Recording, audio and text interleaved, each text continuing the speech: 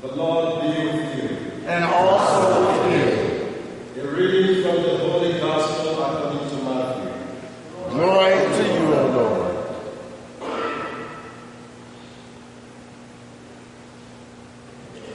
Jesus said to the chief priests and elders of the people, "What is your opinion? A man has 2 sons. He came to the first and said, 'Son, go out and work in the vineyard today.' He said in reply, 'I will not.' But afterwards changed his mind and went. The man came to the other son and gave the same order. He said in reply, 'Yes, sir,' but did not go. Which of the 2 did his father's will?" They answered, "The first." Jesus said to them, "Amen, I say to you, tax collectors and prostitutes are entering the kingdom of God before you. When John came to you in the way of righteousness, you did not believe him, but tax collectors and prostitutes did. Yet, even when you saw that, you did not later change your minds and believe in him." The Gospel of the Lord. Praise to you, Lord Jesus Christ.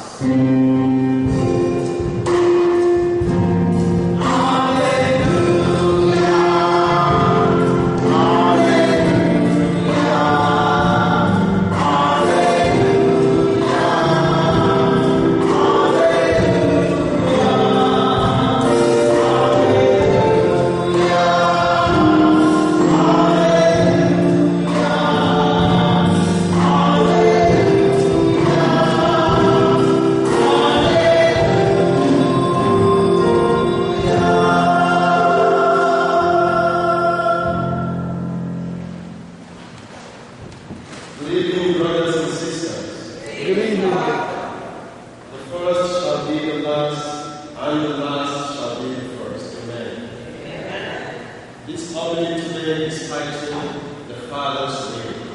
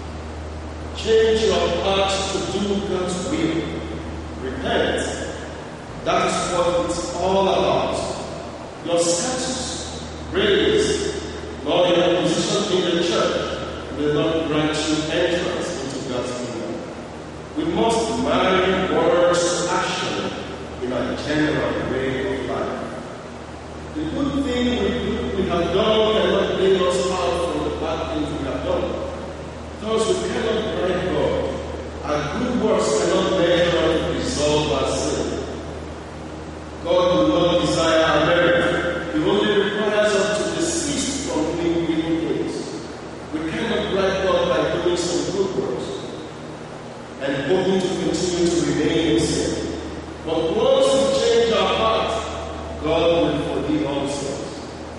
God will bring all into his kingdom, not because of the good things we think we are doing, but because of his compassionate love and merciful kindness.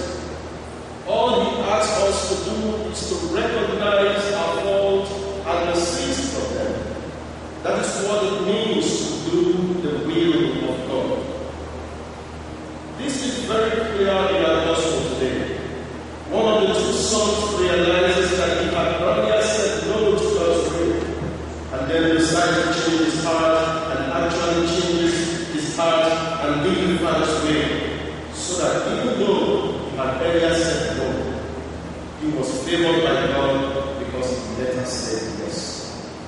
The influence God has upon our will matters to him, for it is upon that influence that the coming of God's kingdom hinges. Are you responsive to that influence? Are you sensitive to that influence? Thy kingdom come, thy will be done on earth. This means that anytime you and I refuses to do the will of God, you and I hold back the coming of God's kingdom. Is God the king of your heart? Is God the God of your will? Or is money the God of your will? Is it pleasure? Is it praise? Is it pride? Is it vanity? Is God the value that rules your heart and will? Or is it money and vanity? The vanities and demons that rule our will and we should decide and determine the reality of the life we create, first for ourselves and secondly for the rest of us, is a person's true God. You cannot serve both God and mammon. Luke chapter 16 verse 13. You say that you have right and freedom to do this or that, but none of these will be yours if God had not first given them to you. Our life and its freedom belongs to God alone. God washes and wishes that we use this freedom wisely. Come back to God and lay your freedom and rights at his feet, and he will open the flood of grace upon your life. Realize the greatness of God's powers and understand that you cannot lead yourself if not led by God. Let us show our gratitude to God in our attitude to life. Human beings, as we all are, we all have a leash upon ourselves, so that whether we like it or not, whether we recognize it or not, whether we run away from it or not, at death, we all lay down again at the feet of God, just as we once were before our birth. We all become vulnerable and helpless.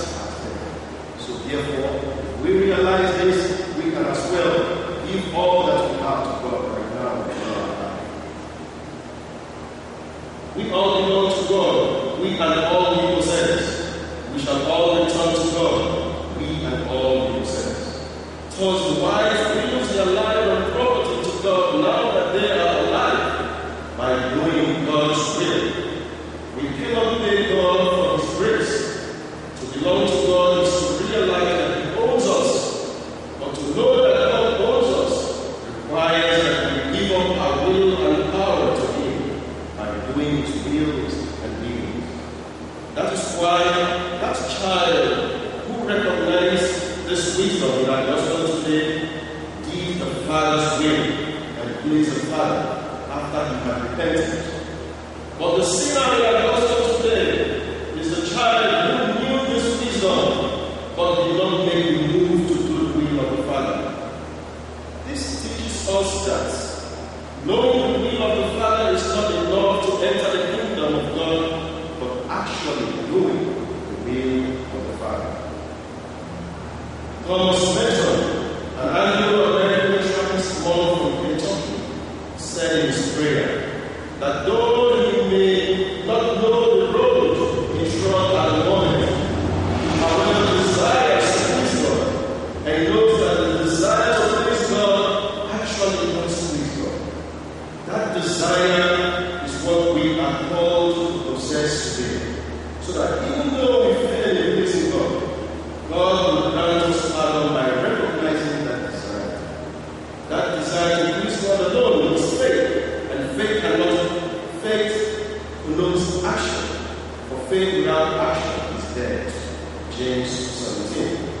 The hypocrites are hypocrites because they profess the truth but do the falsehood. They promise food but fail to give it, just as the other child who did not do the will of the Father today. We can do the will of the Father not by our power and might, but by the grace of the Holy Spirit. Zechariah 4:6. Because it is not by power nor by might, but by the Spirit, says the Lord. Those who think they have brought God over by their long-time investment in the church will be comfortable where they are. Their lack of struggle will result in their spiritual regression. This reminds me of the words of Frederick Douglass that says, there can be no progress without struggle. But those who give up struggle depends on their powers and their skills, and therefore needs to go help with God's grace. Sinners like tax collectors and prostitutes, we recognize their limitations and sins, just as the second child who recognized that he had to do the will of the Father and repented. When you recognize your need for God, your personal limitations and brokenness, your weakness, then repentance is possible, and God's grace is free to flow into you, your free will,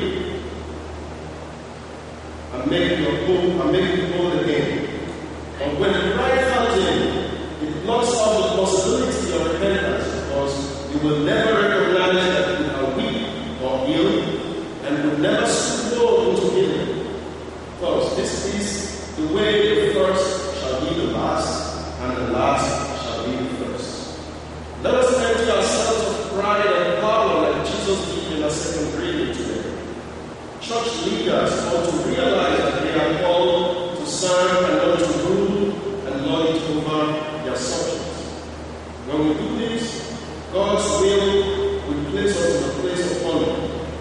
We need to be under the suggestion of the magisterium, that is, the church teachings and the church hierarchy, and to be obedient to our leaders. Then we can be one in heart and mind with God, burning all selfishness in the altar of sacrifice as a sweet smelling oblation unto God. Placing others first before ourselves is a way of sacrifice. We yield our powers and rights to the needs of our fellow brothers and sisters out of loving service, winning our will to the hands of God.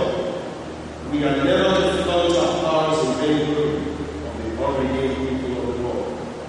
In our gospel again, the two sons, the first one refused to do God's will, but then repented. That one represents the religious outcasts of the day, prostitutes and tax collectors of the day. The other one who said yes to God's will, but never did, represents the religious leaders of the day, Pharisees and Sadducees, hypocrites, who doubted Jesus' teaching and questioned his authority.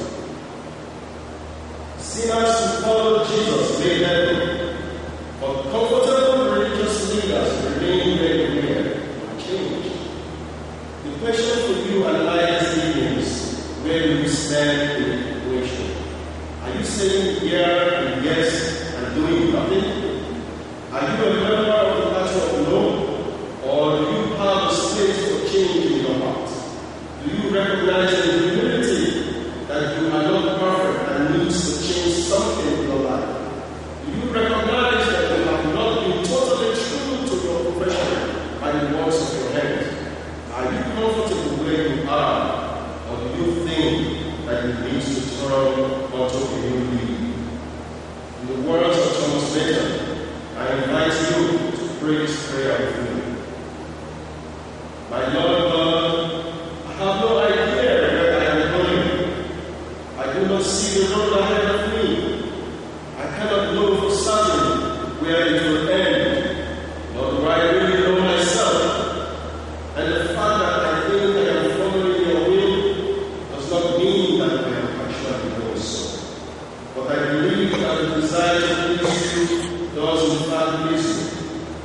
hope I have that desire in all that I am doing. I hope that I will never do anything apart from that desire. And I know that if I do this, you will lead me by the right road. Though I may not know nothing about it, therefore I will trust you always. Though I may seem to be lost and in the shadow of death, I will not fear. For you are ever with me, and you will never leave me to face my peril alone. May the good Lord bless His words in our hearts. Amen.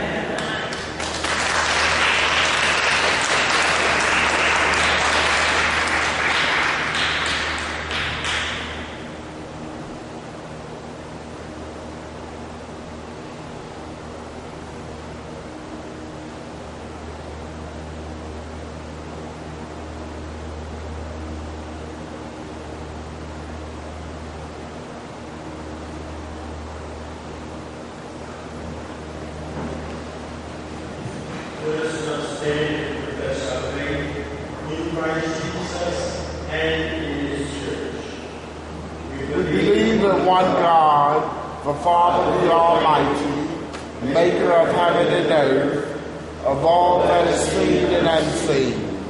We believe in one Lord Jesus Christ, the only Son of God, begotten of the Father, God from God, light from light, true God from true God, begotten, not made, one in being with the Father. Through him all things were made. For us men in our salvation, he came down from heaven. By the power of the Holy Spirit, he was born of a Virgin Mary and became man. For our sake he was crucified under Pontius Pilate. He suffered, died, and was buried. On the third day he rose again, in fulfillment of the Scriptures. He ascended into heaven and is seated at the right hand of the Father. He will come again in glory to judge the living and the dead, and his kingdom will have no end. We believe in the Holy Spirit, the Lord, the giver of life, who proceeds from the Father and the Son. With the Father and the Son he is worshipped and glorified. He has spoken through the prophets. We believe in one holy Catholic and Apostolic Church. We acknowledge one baptism for the forgiveness of sins. We look for the resurrection of the dead and the life of the world to come. Amen. Heavenly Father, as we gather